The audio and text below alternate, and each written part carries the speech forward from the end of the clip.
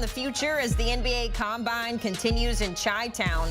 Bronny James stealing the show this afternoon. He was named the player of the game in the second scrimmage of the week, tallying 13 points on a 4 of 10 shooting performance over 23 minutes. Now, there's been a lot of questions about whether or not he's ready to make that transition into professional hoops after an average season at USC, but Bronny blocking out the noise, trying to turn the heads of NBA scouts with that upcoming NBA draft looming.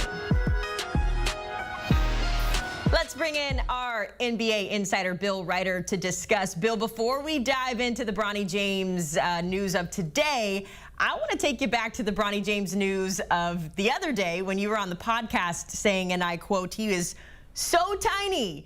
That video on our CBS Sports TikTok garnering so many views. At this point, it's up to nearly 150,000 likes, over 220 comments, wondering why you made those comments. So before we dive into today's performance, I want to give you a chance to clear the air here and help us understand your reaction to Bronny's size.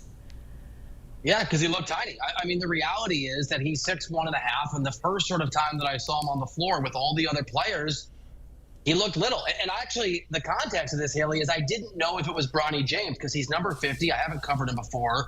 He's far away. They don't put the media super close. And there was a little guy, relative to everyone else, certainly bigger than I am. And I remember thinking, I really hope that's not number 50. It's hard to see him. He sort of turned at an angle where I can't see his face. And it was Bronny James. And he did strike me as tiny. He did strike me as little. And this came on the heels of his measurement at 6'1.5". He was listed at 6'4" USC. So I'm sorry, LeBron James fans. I have heard from some people, I guess, that are adjacent to the LeBron camp. This is what it is. He is not a particularly big guy. And in that moment, he struck me compared to the folks he was playing with in that scrimmage as they got ready as very small for an NBA prospect. Very small, but he did have a pretty good performance today. We're hearing that it was much better than what he was expected to have. He was, of course, named the player of the game. But really what has turned headlines, if you will, is what he had to say off the court in regards to his future in the NBA. The big headline here is where he said, quote, "I would be happy about getting to the league instead of me thinking about playing with my dad. My dream has always just been to put my name out, to make a name for myself, and of course, get to the NBA." So Bill, when you hear these comments, you see him performing at the Combine because you were there in Chicago. How much of an uphill battle is this for Bronny when your dad is LeBron James? And a lot of the conversation has been because his dad is LeBron James, that's why he's there in the first place. So let's try to do what doesn't happen on TikTok and go with some nuance, right? Because it's a really interesting, complicated conversation. I'm in Chicago still. And I was at his media availability about 4 feet away from him when he gave those comments, Haley. And sometimes you can read a quote and not really have a sense of the person behind them. The thing about Bronny that was striking and what you just told us about and everything that he said is, and I just talked to a scout about this on my way up here to talk to you about Bronny, is just how authentically likable, mature, impressive, funny, and grounded he is. So not only did he say that, it came across to me, somebody who's interviewed LeBron James and James Harden, every player on the face of the earth, as incredibly believable. And he is, as a person, as impressive as anybody that I've interviewed, especially given the weight of what he has to deal with. And that is the thing that is probably going to help him the most if he's going to make it in the NBA. Because whether I think he's tiny or he's not tiny, he is not big for the position that he's going to play. He's a shooting guard who does not shoot particularly well, at least not at USC. You're right. He had a very good second scrimmage today. I was at that scrimmage.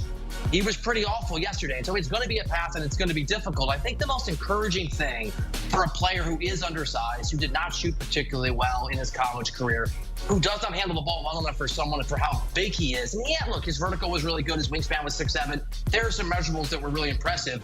He's going to have to grind and he's going to have to work hard. And that comment, the fact that when he was asked what his comps are, players in the NBA, sort of who he's like and could emulate, he went Davion Mitchell, he went Drew Holiday, he went Derek White and talked about how those guys are grinders and they know their role and they're there for other guys and not to be stars. So it is a really hard path forward. It's going to require time in the G League if he does, in fact, go into the draft, which we think that he will. He could still technically go back to college.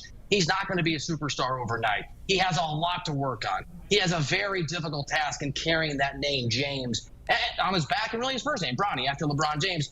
But he has such a good head on his shoulders. And this is from not just sort of me being around him, Haley, the scouts that I've talked to, the people here at the Combine who have had some access to him, that he has a better chance, perhaps than most, with his lack of success so far at the collegiate level and some of the concerns on his game, to make it, because it sounds like he's not trying to be LeBron James. He's trying to be whatever role he needs to be to make an NBA roster with whatever team will take him, however they want him to be in terms of what he does for them. Yeah, I love that he is leaning into sort of that role player opportunity at the next level. After the game today when he was interviewed, he said, quote, "I don't see myself having the ball every possession, but he is comfortable playing the one or two." So you like the flexibility there. I love you pointing out that he's probably going to have to spend some time in the G League. Now, if it was up to his dad, LeBron, obviously they would be on the same team. And I love that you and I get to talk about this again, because a couple weeks ago we were discussing this and you said, look, if I'm Bronny James, like, I don't know if I want to hang out with my dad all the time when I'm going to work.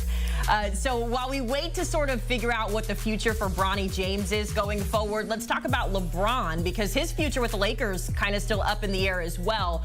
What insight can you give us about what LeBron is thinking? How realistic is it that we'll see him playing for the Lakers, potentially playing with Bronny as well? What rumblings are you hearing when it comes to the King? Two pieces of insight. The first is the Lakers are convinced their insight means that LeBron will be back, and the expectation is he'll opt out of his contract. He has a player option this summer, and then he'll sign an extended deal. But I think the important insight is there is no insight into LeBron James, because at every juncture where he's had this opportunity to change teams, he has surprised people, Haley. It doesn't mean he'll do it this time, but I just think it's worth saying again, nobody thought he was going to Miami when he went to Miami. Nobody thought he was going back to Cleveland when he went to Cleveland. When he left Cleveland for LA was in the mix, but they were far from a favorite. And so, yes, the expectation here in Chicago, where most GMs are hanging out, most executives are hanging out, the expectation with folks in that Lakers organization is that LeBron is going to be a Laker. And that would be my guess, too, if I had to guess. I just think it's worth saying Pat Riley and the Heat thought he was going to still be a member of the Heat until he wasn't. LeBron keeps his own counsel. There aren't a lot of leaks out of his organization, the people around him, unless he wants things to be leaked. He always knows what he's communicating.